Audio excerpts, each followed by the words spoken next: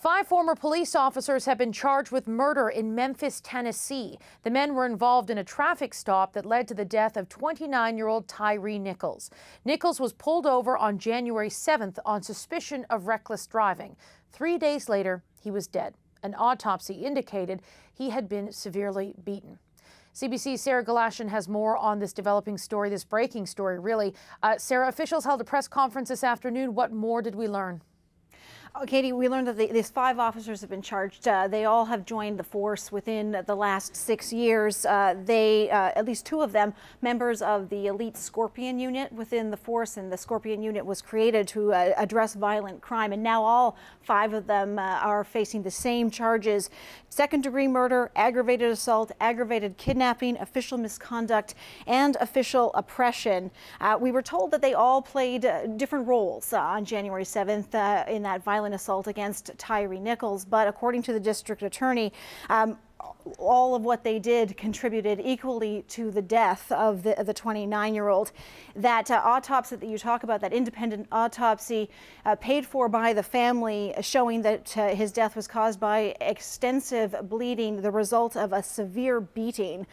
Nichols was a FedEx driver, described by his mother as a loving and near-perfect son, and lawyers from the family saying in a statement that they feel these charges go some way to providing hope that justice will be served here. The district attorney calling these charges extremely serious, but saying that they are appropriate given the evidence they have to support them of what happened that night on January 7th. Katie? What are we expecting to see when this video is released tomorrow, Sarah?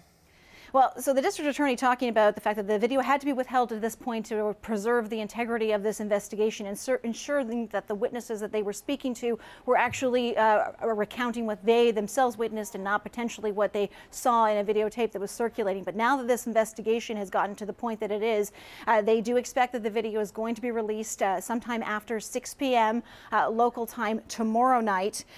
What we understand about this from a previous interview done with the district attorney is that this is about an hour-long videotape compiled of a number of different sources, including police body cameras as well as stationary cameras, and that what it shows is the entirety of what unfolded on January 7th, from the time of that traffic stop that occurred to there was an interaction with Tyre Nichols, that there was pepper spray that was used, Nichols fled, and then there was a second altercation, and that is where, what we were told, the serious injuries were sustained.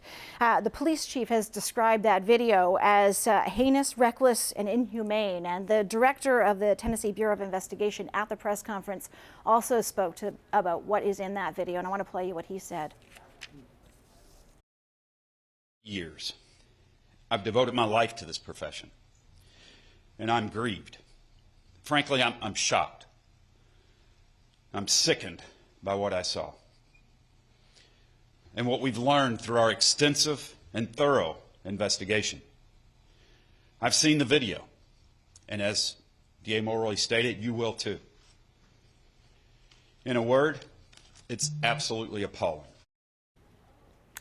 Katie, there's a lot of concern as to what the public reaction is going to be when that videotape is released, given what we have heard about what the public is going to be seeing. And the calls for calm being echoed from the White House, statement from the U.S. President Joe Biden saying that he joins the Tyre's family in calling for peaceful protests, saying that outrage is understandable, that violence is never acceptable, and as well saying that more needs to be done to ensure that the justice system provides a fair and equitable treatment to all. All right, the CBC's Sarah Galashan, thank you very much. You bet.